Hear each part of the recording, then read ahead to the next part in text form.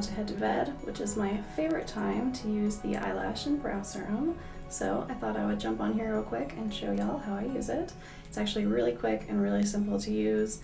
So yeah, let's just jump into it and I'll show you how to do it. So I prefer this container right here because it actually has this little guy that helps pull off any extra oil. And yeah, once you get any extra oil off, you're good to go. I prefer to start at my brows, kind of give them a good coat of oil, and then I move to my eyelashes.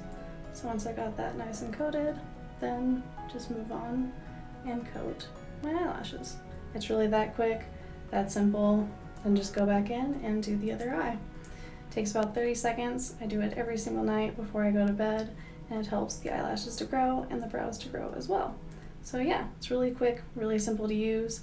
You can also use it in the morning if you're gonna do like a no makeup day. So you can also use it in the morning too, but you definitely wanna be using it every night before you go to bed. So yeah, it's really simple, really easy to use, and it only takes a couple seconds. So there it is. If you end up recreating this, definitely tag us in the group, let us know, show us some pictures, we'd love to see it.